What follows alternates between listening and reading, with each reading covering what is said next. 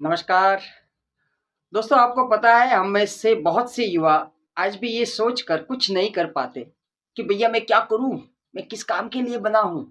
अरे मैं जो भी करूंगा, शुरुआत करूंगा और उसमें सफलता नहीं मिली तो, अगर मैं सक्सेस नहीं हुआ तो पैसा भी जाएगा, समय भी जाएगा, लोग हंसेंगे वो। और तो साहब ये सोचकर बहुत से युवा भारत में ऐसे हैं जो कुछ भी नहीं कर पाते, जिंदगी भर सोचते ही रहते हैं कि भैया क्या किया जाए।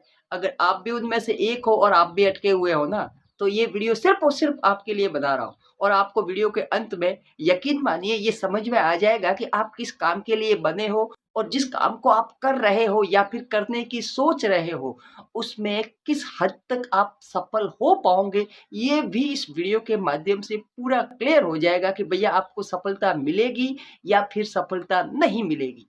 ये वीडियो अगर आपने समझ लिया ना, तो यकीन मानिए आपका रास्ता पूरा एकदम नीट एंड क्लीन नजर आएगा आपको। सबसे पहले तो ये है कि आप जिस काम के लिए मैं आपको एक चीज बताता हूँ। पहला एक सवाल जिसे आप गौर फरमाइएगा। आपको पता है, हम इंसानों ने आज दिन तक जो भी चीजें बनाई है, जो भी आविष्कार किए हैं या फिर जो कुछ भी किया है ना, उसका कोई ना कोई प्रयोजन है। कुछ भी बनाया है ना, तो दिमाग में ये रख कर बनाया है भैया कि ये चीज क्या काम करेगी, कैसे काम करेगी, कितनी क्षमता है इसके अंदर, कैसे काम करेगी, कितने वक्त तक काम करेगी, ये कहाँ तक चल पाएगी। ये सब कुछ हमने पहले से ही सोच समझ कर हम चीजों का निर्माण किया है, हम इंसानों ने। फिर चाहे वो आलपिन से लगाकर बड़ी से बड़ी हवाई जहाज हो या फिर कुछ और हो, हमें पहले से ही पता होता है कि भैया अगर कागज भी बना रहे हैं ना, तो इस कागज का क्या इस्तेमाल है। माचिस की तीली भी बना रहे हैं ना, तो माचिस का क्या इस्तेमाल है। कुछ भी बनाते हैं तो उसका इस्तेमाल हम अपने दिमाग में रख कर उसके बाद चीजों को डिजाइन करते हैं। यहाँ तक आप शायद मेरी बात को समझ चुके होंगे कि हम भी आलतू फालतू में किसी चीज का निर्माण नहीं करते। ऐसे ही शौक शौक के लिए, मजे मजे के लिए कोई चीज थोड़ी बनाते हैं। मोटरसाइकिल बनाई है, गाड़ी बनाई है, जो भी बनाया है, ये मोबाइल बनाया है, तो ये हमें पता है कि भैया ये क्या काम करेगा, कैसे काम करेगा। ये सब कुछ दिमाग में रख कर ही हम इंसान कभी भी चीजों का निर्माण करते हैं।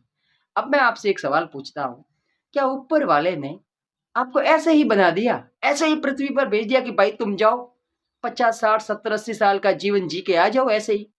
उसने ऐसे नहीं भेजा है, रैंडमली आप यहाँ पर नहीं हो। आप किसी न किसी उद्देश्य की वजह से हो, किसी न किसी खास कार्य के लिए आपको भेजा है।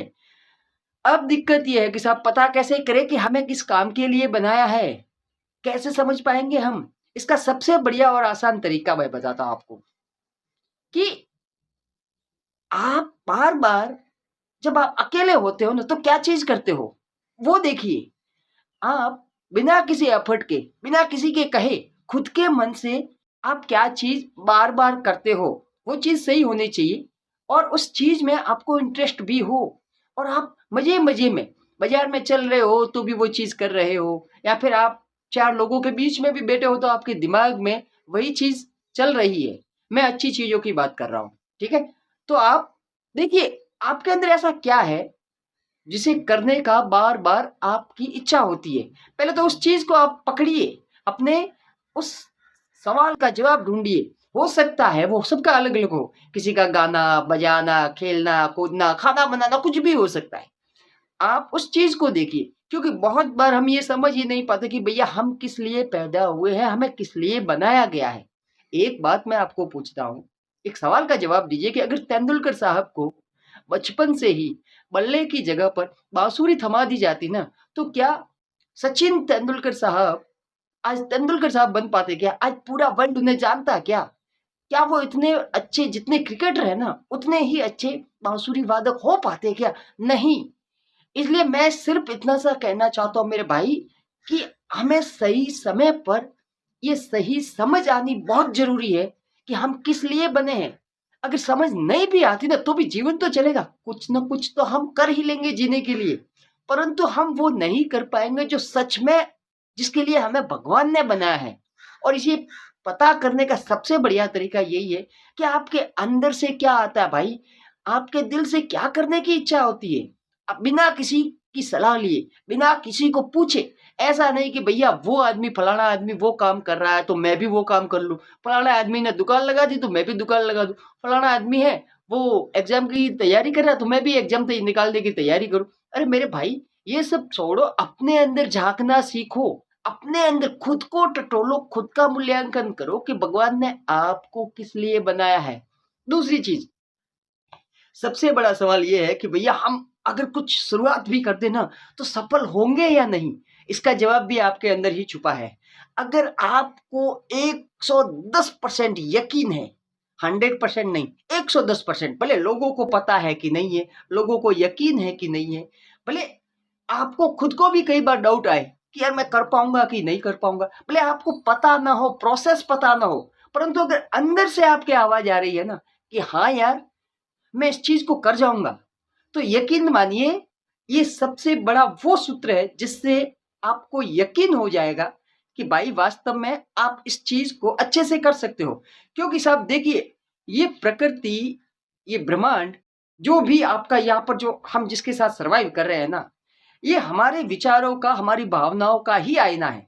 अगर आप खुद पर भरोसा कर पाते हो, देखिए खुद को अगर आप समझा पाते हो, खुद को जीत पाते हो, कुल मिलाकर आप अपने मन को जीत पाते हो। क्योंकि कई बार हमारा मन हमें डराता है, हमें भटकाता है, अरे नहीं रे यार, अभी तक कुछ नहीं हुआ ना, इसका मतलब अब तो कुछ हो ही नहीं सकता, यार मैं तो कर ही नहीं पाऊंगा। क्योंकि ये हमारा मन ही है जो हमें मरवाता भी है। और यही मन, अगर इस पर हमने विजय प्राप्त कर ली ना, तो यही मन आपको दुनिया में नाम भी, मुकाम भी, पैसा, दौलत, शोहरत, सब कुछ यही मन आपको दिलवाता भी है। इसलिए सबसे बढ़िया तरीका यही है कि खुद को समझिए, खुद को जानिए। क्योंकि अगर आपने खुद को पहचान लिया ना कि आप किस लिए बने हो और आप सच में जो करना चाहते हो वो कर सकते हो, तो यकीन मानिए आपको दुनिया में कोई भी बंदा सफल होने से नहीं रोक सकता। Thank you.